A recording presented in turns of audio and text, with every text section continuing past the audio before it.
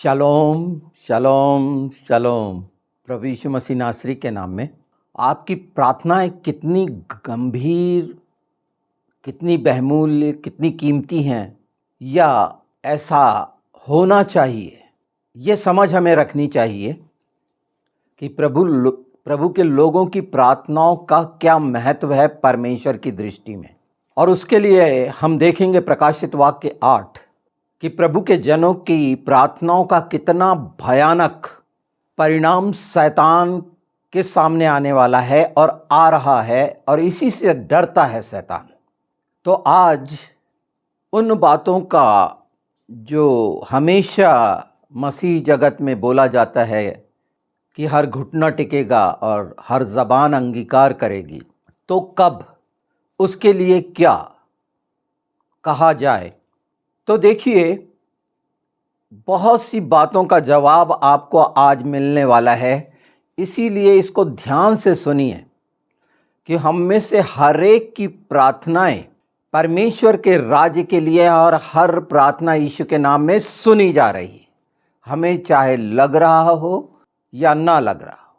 क्योंकि इस बात के साथ ये हमेशा याद रखिए कि परमेश्वर से प्रभु के वो जन जो बलिदान हुए हैं बदले की मांग कर रहे हैं कि तू कब बदला लेगा। तो कैसा बदला होगा, क्या क्या बातें होंगी, और उसमें हम जो मसीही हैं, परमेश्वर की संतान हैं, उनका क्या दायित्व बनता है प्रार्थनाओं में, व्यक्तिगत प्रार्थनाओं में। और मांगना, चंगाई, ये सब कुछ ज़रूरतें एक अलग बात है। यहाँ बातचीत में आपका महत्व आप जानिए, जो बहुत स्पष्ट वादे के साथ है, प्रमाण के साथ है कि आपकी प्रार्थनाओं का इस सृष्टि पर क्या असर होने वाला है। ये आपकी आत्मा के लिए है, धीरज रखना पड़ेगा जैसे उन्होंने रखा। और जो बदले की मांग कर रहे हैं, तो ये भयानक दिन और बदला का परिणाम हम जो प्रार्थना करते हैं उसके अनुसार होगा। आपको ताज्जुब लग रहा होगा कि हमने जो प्रार्थना की, जो मांगा दुष्ट के सर्वनाश के लिए, जो जो भी मांगा, जितना समझा उतना मांगा, या एक बार को बार बार मांगते रहे। पर आज आप जानेंगे कि सचमुच में सच्चाई से कमर कस के एक वारिस को क्या मांगना चाहिए और कितनी इसमें दृढ़ता रहनी चाहिए, परमेश्वर के राज्य की कितनी जलन रहनी चाहिए। ये सच्चाई समझ में आ जाती है हमको अगर हर दिन अपनी प्रार्थनाओं में दुष्टता आपके सामने से दूर हो जाएगी।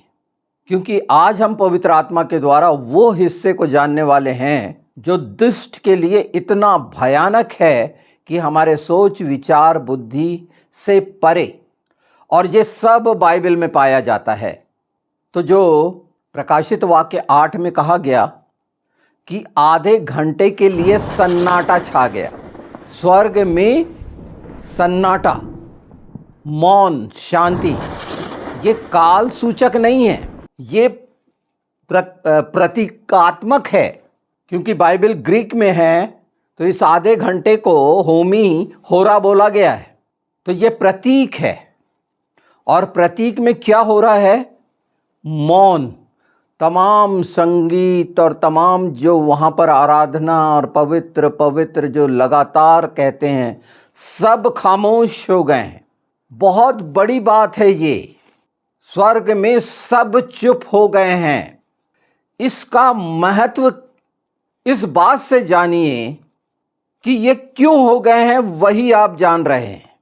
और ये 7वीं मोहर खोलने के साथ हुआ है। आखिरी इन शब्दों को जो बहुत ही महत्व रखते हैं, पूरे शांत होकर ध्यान लगाकर, मैं बहुत आराम से बोल रहा हूं, पूरा सुन लीजिएगा, तो जानेंगे आप कि मसीह में आप क्या हैं, और सचमुच में जो हमारे दायित्व निश्चित कर दिए गए हैं वो हम कैसे पूरा कर रहे हैं, चाहे अभी हमें पता ना चल रहा हो। सोचिए, जो हमेशा वहाँ पर प्राचीन पवित्र पवित्र कहते रहते हैं, महिमा होती रहती है, स्वर्ग में लगातार और लगातार सारा चुप हो गया है सबसे ज़्यादा महत्व देने वाली बात के लिए। सब चुप, क्योंकि न्याय यहाँ से शुरू हो रहा है। न्याय किसके लिए? परमेश्वर का न्याय तो निश्चित है, पर हम जो मसीहों के साथ इस सृष्टि में दुष्टता के द्वारा जो जो किया गया है उसका, और वो कितना भयानक है, हम आगे सुनते चले जाएंगे तो समझेंगे।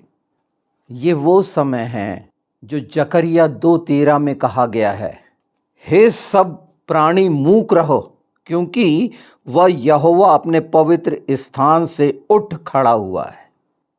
पहली बार परमेश्वर का खड़ा हो जाना न्याय के लिए, और न्याय की शुरुआत जो सबसे प्रमुख माना जा रहा है वो कार्य हो रहा है, अर्थात प्रार्थनाओं का जवाब। जो प्रार्थनाएं लगातार होती रही हैं, पिछले समय से यीशु के नाम में मांगी जा रही हैं, और अभी तक हम में से प्रत्येक मसीही जो जो मांग रहा है वो सब उस धूपदान में परमेश्वर के सामने इकट्ठी है, और उसमें आग डाली जा रही है, और परमेश्वर खड़ा हो गया। पहला काम, क्योंकि वो यीशु के नाम में मांगी गई हैं। इस संसार में प्रभु के लोगों के साथ दुष्टता ने जो जो कार्य किया है, बहका बहका कर नाना प्रकार की चीजें डाल दी गई, और ऐसे शब्द आ गए, नास्तिक जैसे शब्द आ गए जो उनको खुद नहीं मालूम, जो अपने आप को नास्तिक कहते हैं। देखिए, ये भी समझते चलें इसमें कि ईश्वर को ना मानना एक अलग बात है, और परमेश्वर विरोधी हो जाना दूसरी बात है। मनुष्य के बनाए गए जितने ये दार्शनिकों के थे, प्रभु यीशु के 500 साल पहले ये शब्द की उत्पत्ति हुई, और उसके पहले जिनको ये मानते हैं वो ईश्वर की चाह में अपने तपस्या और जो करना था ध्यान वो कर रहे थे, पर प्रभु को नहीं पा सके। ये वो समय था जो प्रभु यीशु के पहले का था। करीब 500 साल पहले ये चीजें आईं लोगों के द्वारा। ऐसे पूरे दार्शनिकों के मैं नाम इसमें दे दूंगा, इसलिए कि आप जान जाएं कि नास्तिकों की उत्पत्ति कहाँ से हुई, जो अपने आप को नास्तिक कहते हैं। आस्था से शुरू हुए, और अपनी सामर्थ्य से पाने की इनने कोशिश की और असफल हो गए, तो ईश्वर का इनकार कर दिए और सृष्टि को मानने लग गए, साइंस को मानने लग गए। तो बहकाने वाले ये जितने अपने आप को बहुत सारे प्रश्नों से भरे हुए, जिनके उत्तर उनके पास नहीं हैं, शरीर में जी रहे हैं।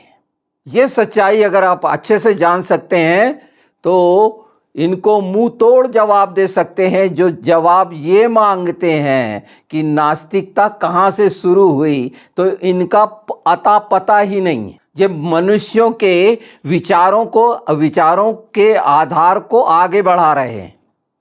इनके व्यक्तिगत विचार नहीं है, ये वहीं तक हैं जैसे पहले कह दिया गया, चाहे कार्ल मार्क्स ने कहा या जितनों ने कहा, वो सब नाम आपको मैं दे दूंगा।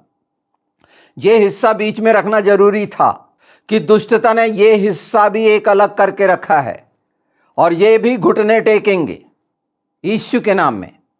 तो इस अध्याय में आप वो सब बातें जान जाएंगे कि वो कटोरा जो आत्मिक प्रार्थनाओं का है, आत्मिक प्रार्थनाओं के जवाब का है, उसे भी जानेंगे।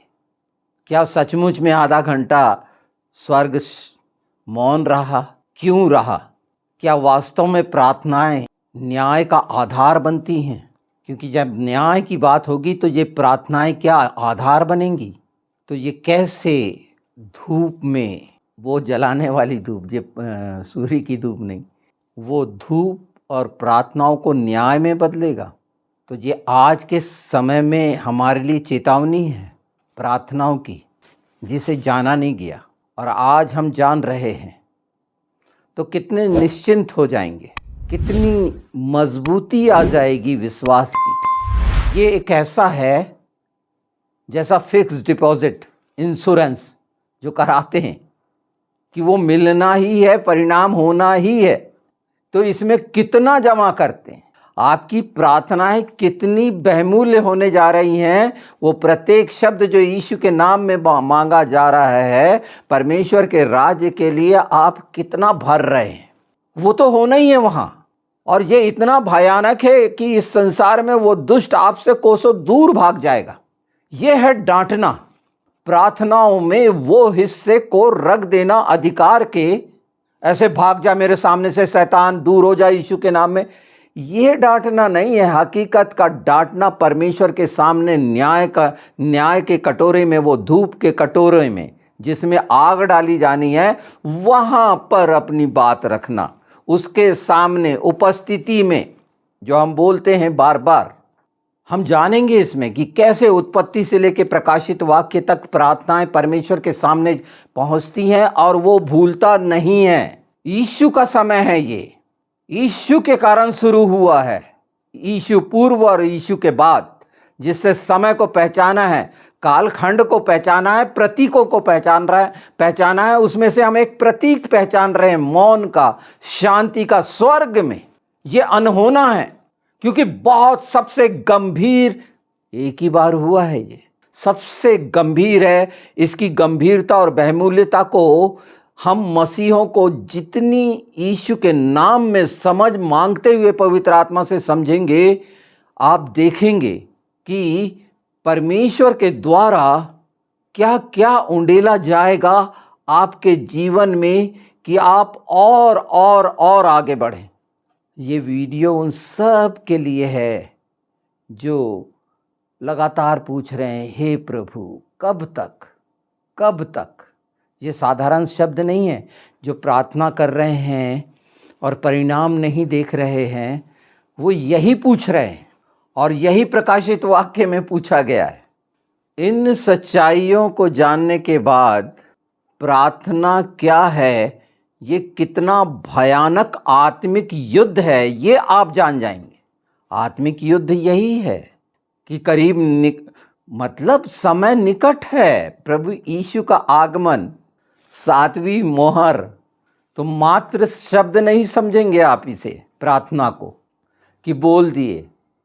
इसके गहरे अर्थ लगातार जानते और समझते जाएंगे यीशु के नाम में। और जैसे जैसे समझेंगे, आप सब्सक्राइब करना, आगे इसको शेयर करना, क्योंकि सबसे आनंद की बात है ये कि परमेश्वर हमारे लिए खड़ा हो गया, न्याय के लिए। पहली बार स्वर्ग शांत हो गया। उसकी महिमा, स्तुति और पवित्र पवित्र जो लगातार कहते हैं, सब चुप हो गए, सब। ये असाधारण घटना है हमारे लिए। इतना प्रेम किया हमारे लिए कि खड़ा हो गया कि हमारी आत्माएं बचें। एक औलाद को अपने बाप से और क्या चाहिए, वो जिंदा खुदा हमारा यीशु मसीह नासरी। तो आप जान रहे होंगे कि आपकी प्रार्थनाएं कहाँ जा रही हैं। अब सिर्फ इस पृथ्वी पर बोल के चुप नहीं, ये याद रहना चाहिए कि आपकी प्रार्थना कहाँ जा रही। क्या आप जान रहे हैं? तो आज ये समझ रहे हैं, तो आज ये जान रहे हैं आप इस बात को सुन के कि जो न्याय है आग से होना है, हमारी प्रार्थनाओं के द्वारा होना है। प्रार्थना उसमें केंद्र बिंदु है। तो ये न्याय की आग हमारी प्रार्थनाओं का परिणाम देगी, क्योंकि ये हमारी प्रार्थनाओं से जुड़ी हुई है। और आप इससे जुड़ जाएंगे जब ये जानेंगे कि मेरी प्रार्थना कहाँ से जुड़ी हुई है, मेरा बोलना कितना महत्वपूर्ण है। और अगर मान लीजिए मेरे अंदर भयानक जलन है और शब्द नहीं है, तो पूरे पवित्र शास्त्र में प्रार्थनाओं का मैंने बता चुका है एक भाग में कि भजन संहिता में स्थितियों के लिए कैसा कैसा बोला गया है, दुष्टता के लिए क्या क्या कहा गया है बाइबल में। वो शब्द यीशु के नाम में मांगते चले जाइए। जब भी बाइबल पढ़ते हैं, यीशु के नाम में दुष्टता के लिए वो मांगते चले जाइए कि वो किस बुरी तरह रौंदा रगड़ा जाएगा। क्या इच्छा रख रहे हैं आप? और दुष्ट यही नहीं चाहता, आपको उलझाए रहता है अपनी व्यक्तिगत प्रार्थनाओं में, जहां मांगना मांगना जरूरतें।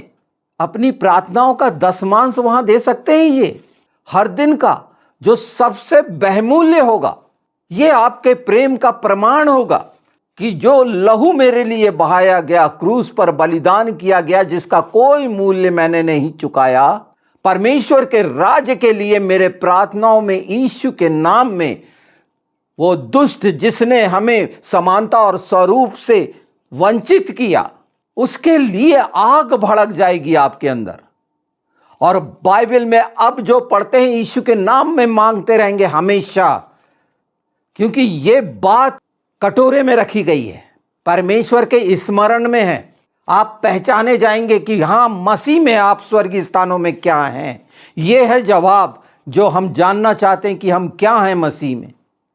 जब याकूब 5:16 कहता है कि धर्मी की प्रार्थना का प्रभावशाली शक्ति बहुत कुछ कर सकती है, ये जान रहे हैं आप। कब होगा, क्या क्या होगा और कितना भयानक होगा, इसे हम आगे और सुनते चले जाएंगे, क्योंकि अभी तो हमने शुरुआत की है कि पवित्र शास्त्र में क्या क्या पाया जाता है। जो लूका में हम देखते हैं 18 का, अगर हम 7-8 देखें तो वह हमारे शत्रुओं से न्याय करेगा और देर नहीं करेगा। आप देखिए, दाऊद बार बार कहता है भजन संहिता में, हे यहोवा दुष्टों को नष्ट कर, तू मेरे शत्रुओं पर न्याय कर, जो अधर्म करते हैं उन्हें जड़ से काट दे। यीशु के नाम में प्रकाशित वाक्य 6:10 कभी ना भूलें। हे प्रभु कब तक ये मेरे अंदर रहे। आ प्रभु आ, शीघ्र आ जा। यीशु दुल्हन भी कहती है आ। इन बातों को रखकर अपनी प्रार्थनाओं में, कि धन्य है जो यहोवा के नाम से आता है, ये सच्चाइयों के साथ अगर हम पहचान और जान लेंगे, यीशु आ जाएगा। कब आएगा? गिनती गिन रहे हैं, 6000 साल पूरे हो गए क्या, ये हो गए, वो हो गए, कम किया है, ये किया है। एक क्षण में वो सब कुछ उसके द्वारा वो कर सकता है। इन सच्चाइयों को जाने, हमने अपनी तरफ से ये हिस्सा दशमांश का रखा क्या? उस कटोरे में धूप के, जो परमेश्वर के लिए सुगंध का कारण बनता है, क्या दुष्ट के लिए भयानक भयानक यीशु के नाम में मांगी गई न्याय की गुहार। लिखा है भजन संहिता 141 में, मेरी प्रार्थना तेरे सामने सुगंध धूप और मेरा हाथ फैलाना संध्या काल का अन्नबलि ठहरे। और उसके आगे ओंठों के बारे में रखा गया है कि कहाँ पर मैं ओंठों को, अब सांसारिक ज़रूरतों के लिए रोकें ना अपने ओंठों को, उन लालसाओं और अभिलाषाओं को। और जितना ज़्यादा सब कुछ तो दे दिया है, हमें संतुष्ट कर दिया, हर दिन की रोटी दे रहा है। निश्चित कई चीज़ें हैं जो आसपास दुष्टता के द्वारा लाई गई हैं। अगर पूरी रीति से उनका सफाया करना चाहते हैं तो पहला स्थान दीजिए ना। पहला स्थान आप दे रहे हैं क्या? अपनी प्रार्थनाओं में पहला स्थान ये है कि अपना दशमांश अपनी प्रार्थनाओं का परमेश्वर के राज्य के लिए, कि दुष्टता के साथ क्या क्या हो, इसकी खोजबीन करिए। आप देखिए ये अपने आप हो जाएगा, बिना मांगे हो जाएगा। परमेश्वर हम पर रोग नहीं लाता, परेशानियां नहीं लाता, और सब उसके अधिकार में हैं। हम शरीर और संसार में फंसकर नाना प्रकार की चीज़ों में खूब तेल खाएंगे, खूब नमक खाएंगे, खूब शक्कर खाएंगे। चटोरापन, सांसारिकता का, जीव का। तीसरा पद पढ़ेंगे 141 का, तो वहाँ रखवाली का इसीलिए है कि इन बातों के लिए चुप हो जाएं, इसके लिए गुहार लगाना बंद करें। क्योंकि जहां चुप हो गया है, जहां शांत हो गया है, वो न्याय का है। और वहां मैंने क्या किया, यीशु के नाम में उद्धार पाया हुआ मैंने रखा। हर घुटना टिकेगा कि सिर्फ संसार में बोल दिया, मैंने जाना कि ये बात जो मैंने बोला है ये स्वर्गीय उस धूप के कटोरे में है, ये सुगंध देता है। ये आत्मिक युद्ध की वो सच्चाइयां जिसके लिए हम रखे गए हैं। और यीशु ने बोला ये लहू और मांस का नहीं है, जहां ये चीजें तो जाती रहेंगी एक क्षण में। अय्यूब को कितनी देर लगी थी चंगाई होने में? उसने चंगाई मांगी थी क्या? और सब चीज मिल गई थी। वजह क्या थी? मुख्य वजह यही है कि जो हमारी बातचीत है, देखिए कितना भयानक हुआ है, कितना भयानक हुआ है कि जब उंडेला गया, इस पृथ्वी पर उंडेल दिया गया वो कटोरा प्रार्थनाओं का आग से भरकर भूडोल हो गया, बिजलियां चमकने लगी। कितना भयानक दृश्य होगा बिजलियों का चमकना, बिजली की चमक, बिजली से जलना, बिजली से नाश होना दुष्टता का कितना भयानक होगा। पता आप देखें बिजली गिरने के क्या परिणाम होते हैं। आग बरसना पूरी रीति से, और बिजली की आग, कौन सी आग है ये जो हमें पूरी रीति से इनको नेस्त नाबूद कर देगी, उनके तमाम कामों को। ये आत्मिक जगत में हो रहे हैं। ये इच्छा तो रखें अपने जीवन में कि यहोवा खड़ा हो जाए। ये सच्चाइयों के साथ हम पुकारने तो लगे कि स्वर्ग शांत हो जाए, कि इस पृथ्वी पे जरूरत है। तेरे लोग रो रहे हैं, तू कहता है मैं आंसू पोंछ दूंगा, बिल्कुल पोंछेगा तू, और पोंछ रहा है। हर दिन की रोटी दे रहा है, सब रीति से तृप्त कर रहा है, शांत कर रहा है, बचा रहा है, रक्षा कर रहा है, अनुग्रह कर रहा है, और हमेशा करेगा। तूने शैतान से कुछ नहीं छीना, बस गिरा दिया। तू इतना दयालु है, पर न्याय करने में तू कैसा है ये हम जान रहे हैं। और न्याय हमसे ही शुरू होगा। तो हमसे शुरू होगा मतलब ये कितने आनंद की बात है कि हमारे लिए यहोवा खड़ा हो गया।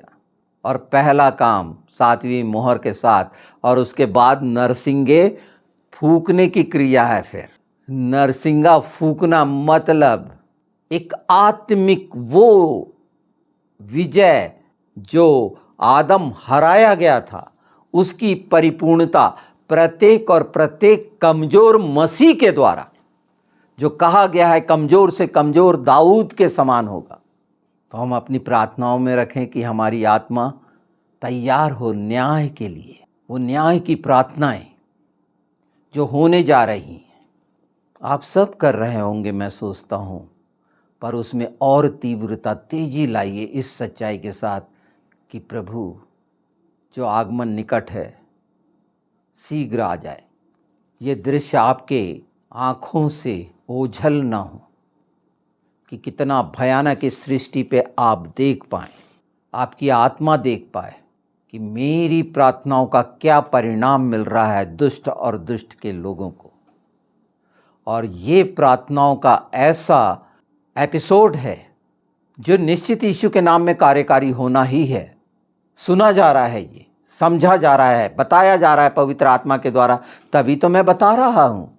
और जो लोग आज तक नहीं समझे अन्य जातियाँ, वो प्रार्थनाओं का जो यथार्थ है, सच्चाई है कि वो न्याय में कैसे परिणित होगा, ये वो जानने लगेंगे।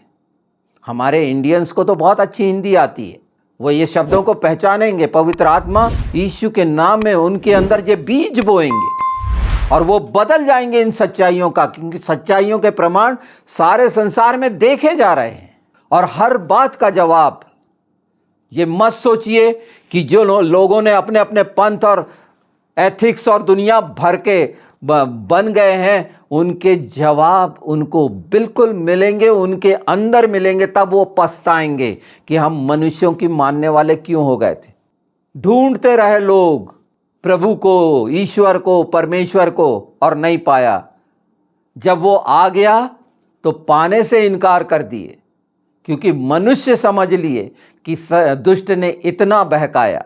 ये सब चीज़ें, और मैं जानता हूं कि ये सारी बातों का जवाब आपको प्रकाशित वाक्य 8 के इस हिस्से में मिला है। अभी हम तो तुरियों में गए ही नहीं, अभी तो हम सिर्फ उस छोटे से हिस्से में हैं जहां उंडेला जा रहा है हमारे लिए, परमेश्वर के राज्य के लिए, कि वो हमसे कितना प्रेम करता है, कि हमारे हर प्रार्थना का वो जवाब कैसे देगा। हम में से प्रत्येक और प्रत्येक मसीह के लिए ये कितने गर्व की बात है, और शैतान के लिए कितने डरने और घबराने के लिए वो कांपने की बात है कि यह सच्चाई जब आप अपने जीवन में पचा लेंगे और आपके होठों से हर दिन का दशमांश दुष्ट के लिए, परमेश्वर के राज्य के लिए, न्याय के लिए निकलेगा, प्रसन्न करने वाले बनेंगे। कैसे प्रसन्न करें, कैसे इच्छा पूरी करें? ये इच्छा है परमेश्वर की, सर्वोच्च इच्छा है। तो सचमुच में उस बलिदान का महत्व जो क्रूस पर किया गया, उस विजय का महत्व जो युगानुयुग है, लगातार है, अविजित है। तो इन प्रार्थनाओं में निरंतर आप आगे बढ़िए यीशु के नाम में। और वो शब्द जो आज आपने सुने हैं और हमेशा सुनते रहे हैं, आपको ढाढ़स देंगे, विश्वास और मजबूती देंगे, और आत्मिक गहराइयों में आप और भी उत्साहित होकर जब परमेश्वर के राज्य के लिए आगे आएंगे, तो वो सब बातें जो संसार और शरीर के द्वारा पीछे खींचती है वो नाश हो जाएगी। जो पैर को फिसलाने की कोशिश करता है वो खुद गिर जाएगा, क्योंकि हम निकल चुके हैं उस सत्यानाश के गड्ढे से, और उसने हमको वो चट्टान पे खड़ा करके हमारे कदमों को, हमारे पैरों को मजबूत किया है। ये वचन है, सच्चाई है, आत्मा है जो जीवित है। जवाब परमेश्वर देगा, बदला परमेश्वर देगा। ये सच्चाई आप देखेंगे यीशु के नाम में।